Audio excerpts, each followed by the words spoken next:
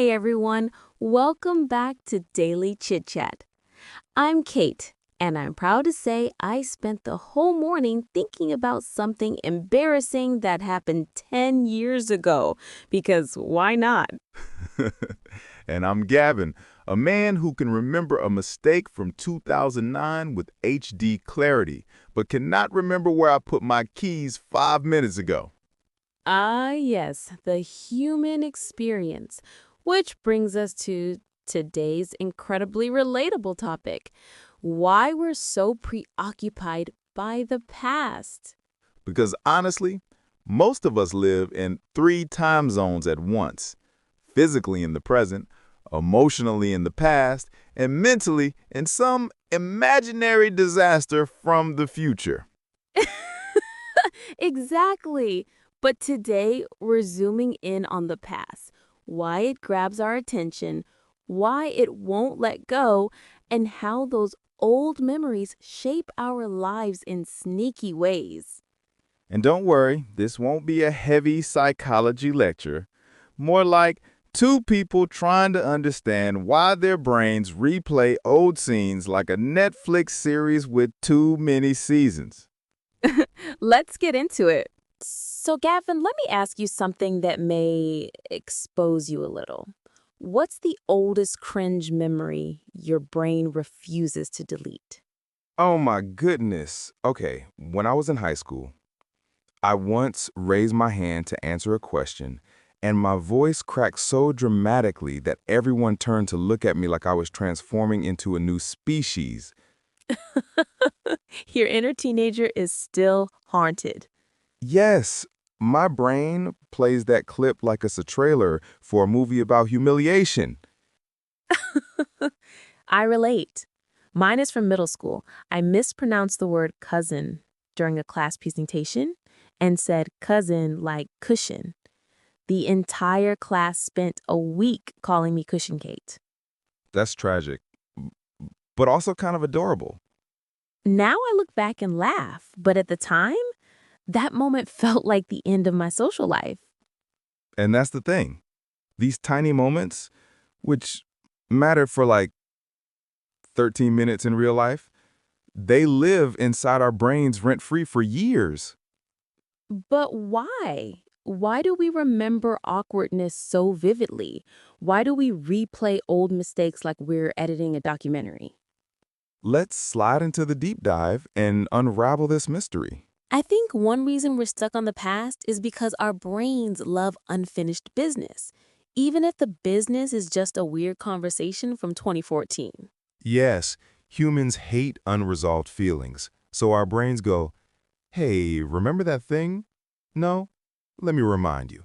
Again and again. And our brains replay embarrassing memories like, what if we analyze it from 17 angles? Maybe then we'll find closure. But instead of closure, we find shame, or confusion, or a desire to time travel and fix it. Another thing, our memories aren't just memories. They're attached to identity. We think our past moments define us. Exactly. We remember moments that changed how we see ourselves, even small ones, like being told you're too quiet, or too weird, or not good enough. And once something is tied to identity, our brain guards it like a dragon protecting treasure, except the treasure is insecurity. Also, the past gives us a sense of control. We can't control the future. We can barely control the present, but we can replay the past and pretend we're learning from it. Even when we're not learning, we're just overthinking. Yeah, but the past isn't always negative. Sometimes we revisit good memories too, because we want to feel anchored.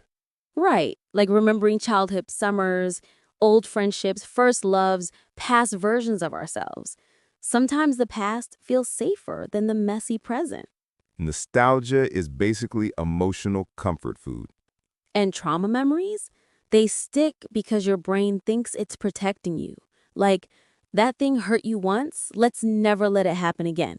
Which is sweet, but also exhausting.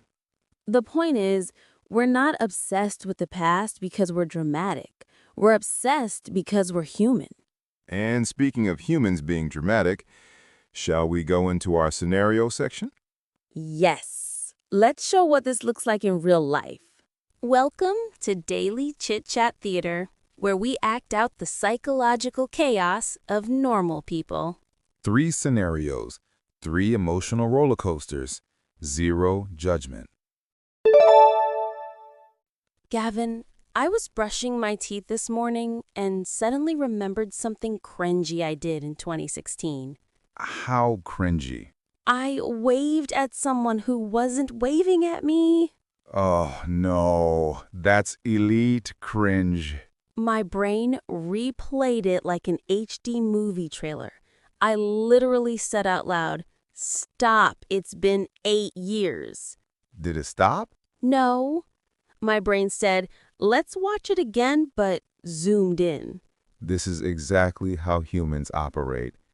We can't change the past, so we obsess over it, hoping the memory will magically behave.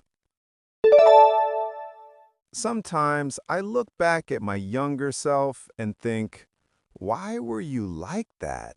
Oh, same.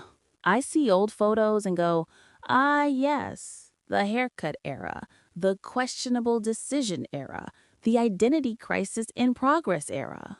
But then I remember that version of me was doing the best he could with what he knew. Exactly. We judge our past selves with the wisdom we gain from them. They weren't failures. They were teachers. Still embarrassing, though. Oh, 100%. But lovable. Why can't I sleep? Oh, great. My brain wants to revisit 2007. Which memory? The one where I said, "you too," to the waiter who told me, "enjoy your meal." The universal memory of shame. It's 2 a.m. The world is asleep, but my memory is doing karaoke. Your brain thinks it's helping. Let's review every awkward moment just in case. But honestly, sometimes you have to tell your brain, "Sweetie, that moment is expired. Please recycle it." All right, time for our What If segment. Today's question is from Rohan in India. He asks, "What if my memories still hurt even though it's been years? Does that mean I didn't heal?" Such an honest question. Rohan, here's the thing. Old pain doesn't mean you're broken. It means you're human. Healing isn't deleting a memory. It's changing your relationship with it. A memory can still sting, but if you can breathe through it, laugh a little, or understand it differently, that's healing. And sometimes the pain stays as a reminder of how far you've come. Exactly. If the past still visits you, it doesn't mean you're stuck. It means something mattered. If we wrap today's episode into one soft idea, it's this. We remember the past so strongly because we cared, because we felt, because we're wired to learn from what hurt and what mattered. The past isn't a prison. It's a library. Some books you love, some you hide, some you want to burn. But every book taught you something. And being preoccupied with the past doesn't mean you're dramatic. It means you're alive. It means you're reflective. It means you're trying to understand your story. We can't change the past, but we can soften how we hold it. We can stop blaming ourselves for being younger. We can forgive the versions of us who didn't know better. We can laugh at old cringe and cry over old beauty. And eventually, the past stops being heavy. It becomes a place you can visit without drowning. It becomes a chapter, not the whole book. Thank you for spending this reflective, cozy moment with us. And if your past jumps into your mind today, whether it's a tiny embarrassment or a big memory, try to meet it with softness. Say to it, I remember you, but you don't control me anymore. Your past shaped you, but it doesn't limit you. We'll see you next time on Daily Chit-chat. Take care of your heart and be kind to the memories that made you who you are. Bye, everyone, and remember, your story is still being written.